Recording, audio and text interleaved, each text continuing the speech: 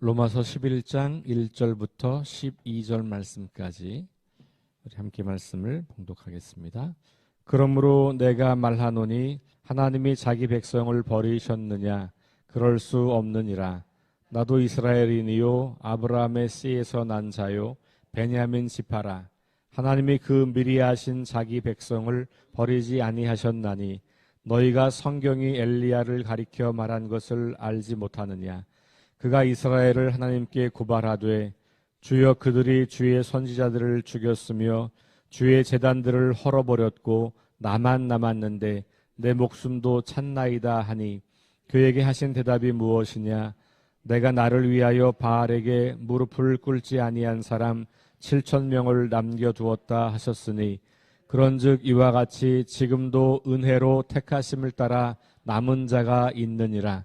만일 은혜로 된 것이면 행위로 말미암지 않음이니 그렇지 않으면 은혜가 은혜되지 못하느니라.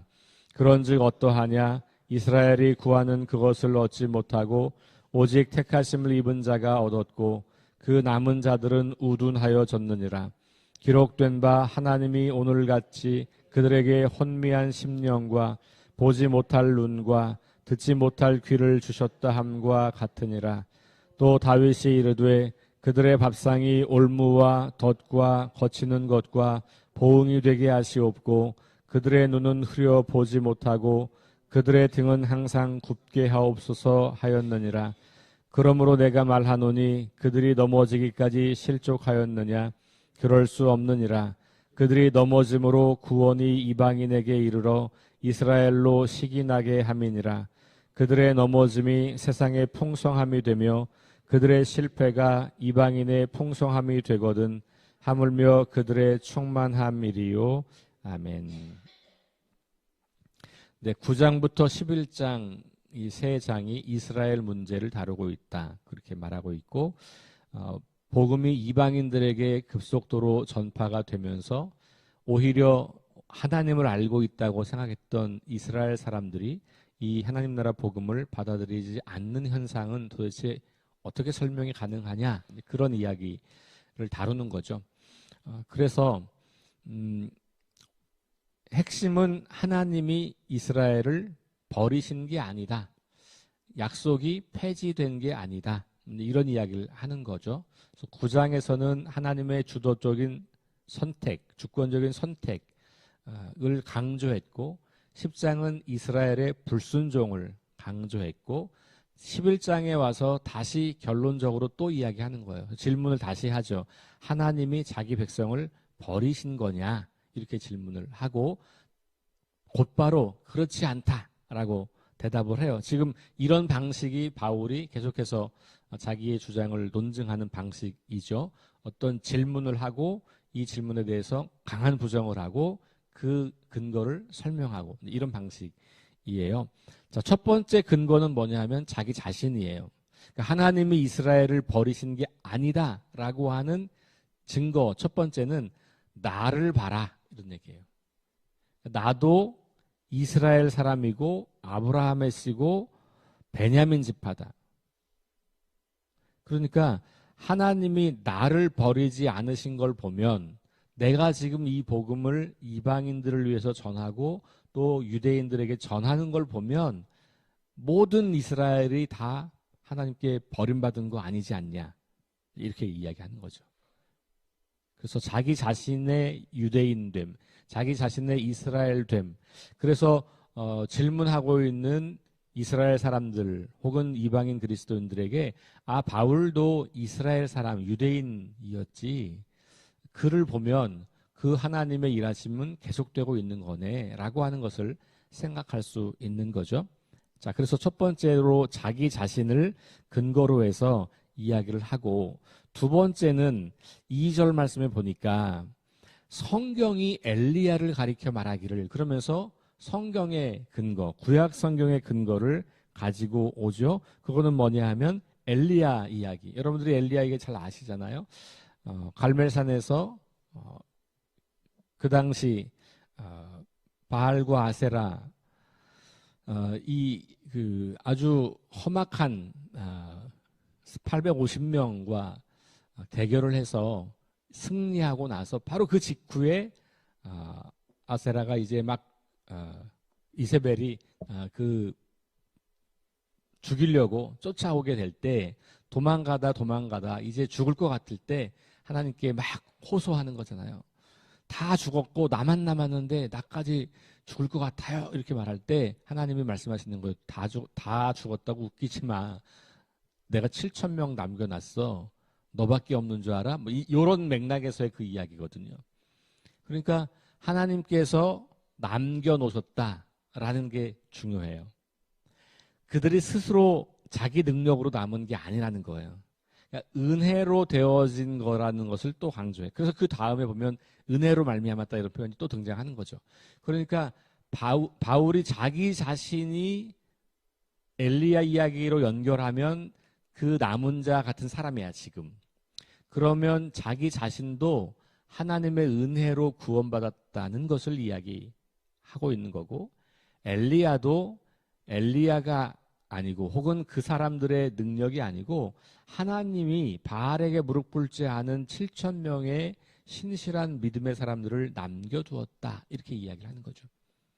자, 그러면서 연결해서 말하는 게 뭡니까? 지금도 은혜로 남은 자들이 있다, 이렇게 이야기하는 거죠. 자, 엘리야 이야기가 이제 뭐 4절까지 가고 나서 5절에 그런즉 이렇게 말하면서 이와 같이 지금도 은혜로 택하심을 따라 남은 자가 있다, 이렇게 이야기하는 거죠. 다시 처음으로 올라가면 나도 그 남은 자 중에 한 사람이야, 이렇게 이야기하는 거죠. 그러니까 그 남은 자가 은혜로 택하심을 받은 사람들이라고 하는 거고, 6절에 다시 말하는 거죠. 은혜로 된 것이면 행위로 말미암은 게 아니다. 그러니까 은혜되지 못하도록 행위를 너무 이야기하지 말아라, 이런 이야기를 또 다시 한번 하면서 바울의 논점은 하나님이 지금 이스라엘이 아주 더디게 믿고 아주 소수의 사람들만 믿는 현상을 보면서 혹시 하나님이 이스라엘을 버린 걸까라고 하는 질문을 하는 것을 반대하는 것이죠. 그런 질문 하지 않아도 돼. 구약에도 그랬고 나를 봐도 그렇고 지금도 보이지 않는 곳곳에서 유대인 그리스도인들이 있지 않니? 신실한 유대인 그리스도인들이 너들과 함께 있지 않니? 아마 이 편지를 받아보는 로마 교회 안에도 유대인 출신들이 있었을 거라고요. 그런 사람들을 보면 하나님이 이스라엘을 버렸다라고 말할 수 없다, 그런 이야기를 하는 거죠. 7절에 보니까 그런즉 어떠하냐, 이스라엘이 구하는 그것을 얻지 못하고 오직 택하심을 입은 자가 얻었고, 여기 앞에 이스라엘은 이스라엘이라고 해서 다 그걸 얻은 건 아니다. 그런데 택함 받은 소수의 사람이 그것을 얻었다. 그리고 여기 남은 자들은 우둔하여졌다라고 남은 자라는 말이 또 나오죠.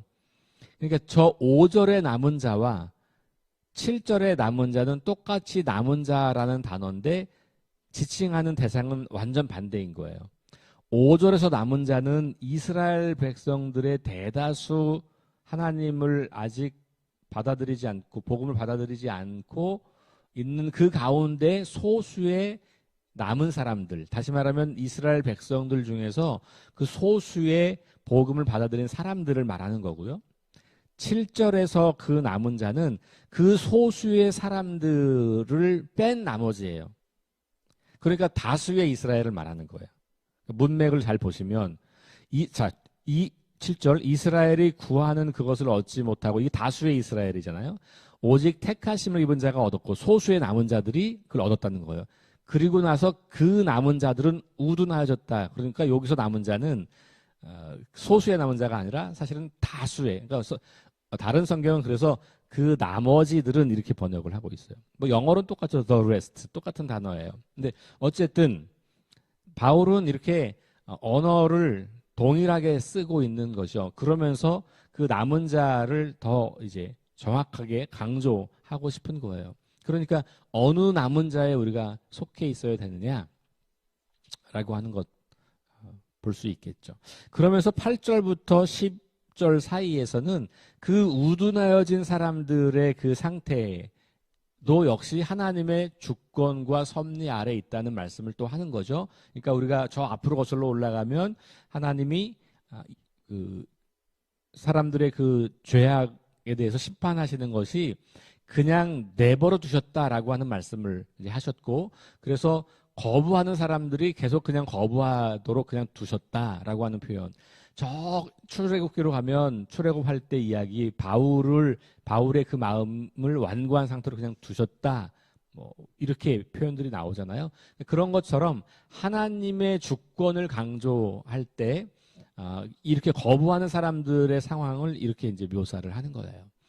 그러나 다시 말씀드리지만 이들이 믿으려고 막 반응하는데 못 믿게 한 게 아니라 그들이 믿지 않으려고 하는 그 불순종의 마음을 계속해서 가지고 있기 때문에 그것을 그냥 그대로 내버려 두는 거다라고 바울 전체 로마서 전체를 놓고 보면 그렇게 이해할 수가 있는 거죠. 그러니까 어쨌든 이렇게 되는 것도 하나님의 섭리 가운데 있다. 그러니까 다수의 이스라엘 사람들이 복음을 받아들이지 않는 현상조차도 하나님의 거대한 계획과 구원의 섭리 아래 있다라고 이해를 하는 거예요, 바울은. 그리고 이제 11절로 넘어가서 그러므로 내가 말하노니 그들이 넘어지기까지 실족하였느냐 이렇게 말하면서 또 다대하기를 그럴 수 없다 이렇게 이야기해요.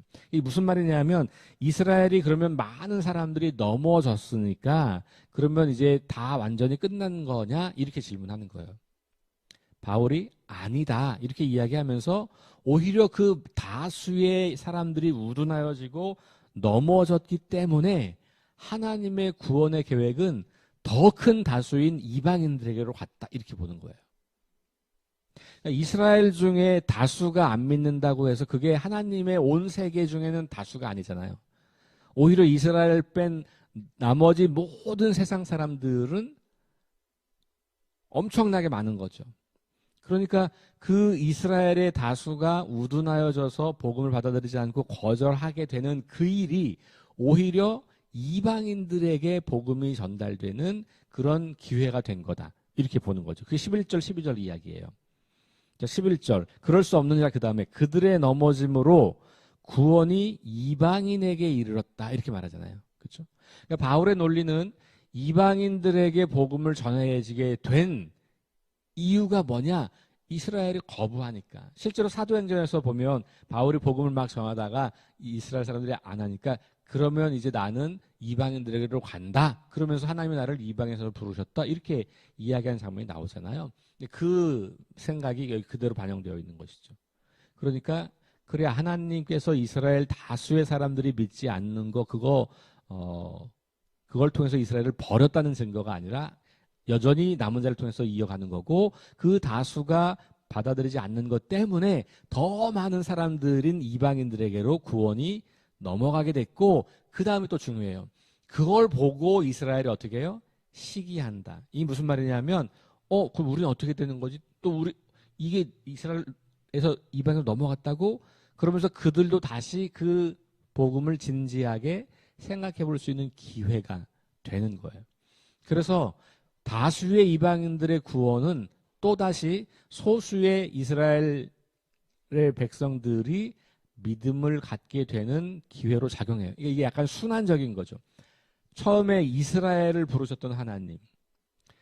그래서 이스라엘 사람들은 그때 이방인들은 구원이 없다고 생각을 한 거예요. 그게 점점 강해지면서 그렇게 굳어져 있는데 그 가운데 하나님께서 예수님을 통해서 구원의 온전한 모습들을 보여주게 되고 그랬을 때 그 이스라엘 백성들 하나님을 알고 믿고 있었다고 여겼던 사람들 중에 많은 사람들이 거절하게 됐고 그래서 그 거절한 것들 때문에 이방인들에게 복음이 전해졌고 이 복음이 이방인들에게 막 전해지고 나면 유대인들이 보고 다시 그 믿음을 생각하고 다시 복음으로 들어오고 이렇게 되면서 하나님의 구원의 계획이 완성되어 가는 그런 모습을 바울은 지금 그려내고 있는 거죠. 12절 그들의 넘어짐이 세상의 풍성함이 되고 그러니까 이스라엘의 다수가 넘어져서 세상이 풍성해졌다. 이방인들이 구원을 누리게 된다는 것이죠.